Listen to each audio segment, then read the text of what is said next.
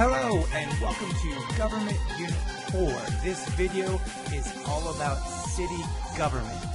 So first we're going to start with not cities but actually counties. Each state is divided up into sections called counties. Counties are actually the oldest unit of local government. It's a way to break states like California into smaller, more manageable sections. State governments will decide how these divisions are made. Now, there are a number of ways that counties can be set up, and if you look at a map, they look like they're very different in size. And there's a lot of different reasons for that. One way to set counties up is based on population, known as apportionment. And when districts and counties are apportioned in that way, that means it's divided based on an equal number of people per district, the same way Congress at the state level is set up and at the federal level. It's based on population. And then within each county, you'll find the various cities of each state. Now, different states have different ways, different attitudes towards how they allow their cities to organize themselves. One way of doing this is by allowing home rule. Home rule is where state governments allow cities to completely write their own charter for how they'll organize themselves with no state involvement at all. Now, a city that is allowed to organize themselves that way, or even if the state is going to do it for them, there are a number of ways that they can do that. One way is by using the mayor-council plan. This type of city organization is very close to how the federal government is set up. Under this plan, there is a mayor who is very much like the president, only in charge of the city rather than the whole country. And then there is a council, which effectively does the same thing that Congress does for the national government, the federal government, only they only do it for city laws. Another way in which a city can be organized is the council manager plan.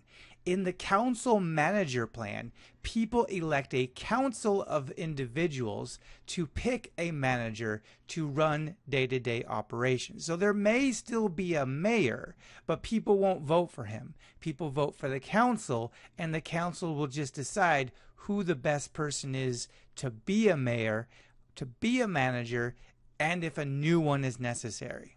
This is very, very much like the way corporations are run, where there's a board of directors who vote on a CEO. And one other plan that I'd like to talk about is the commissioner plan. A commissioner plan is a plan in which voters choose commissioners, individual leaders. Though, unlike a mayor, there'll be many commissioners, and each one is only in charge of one area, one department. There is no single leader, and there is no legislature, no Congress, no council. There's just a bunch of leaders that are voted, and they make all the rules and regulations and laws for their department. For example, there might be a department of water or a department for crime prevention. Or there might be a department for utilities. Utilities include services for the public such as electricity, water, natural gas. Another department that a commission plan, and really any plan, will have to deal with is zoning. Zoning is a tool used by cities to plan and control community growth. In other words, where are we going to have our businesses? Where are we going to have our residential areas for people to live?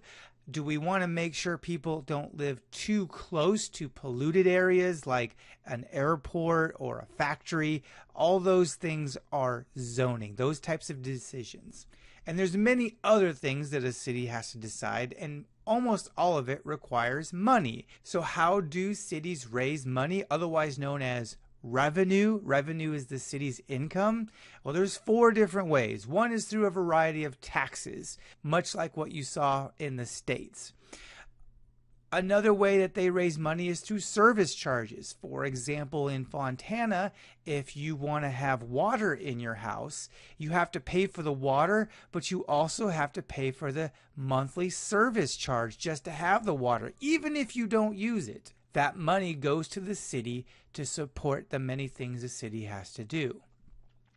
Another way that a city can raise money is through borrowing, most often through bonds, which is a way of borrowing from the citizens. And finally, there is shared revenue from the state. The state has state taxes and the city may have city taxes, and the state will make sure that a good portion of its revenue, its income, is divided up among the cities. And that's it. That's all the time we have today for city government. It's a lot more complicated than this, but this should get you a good idea of what it means to run a city. If you have any questions,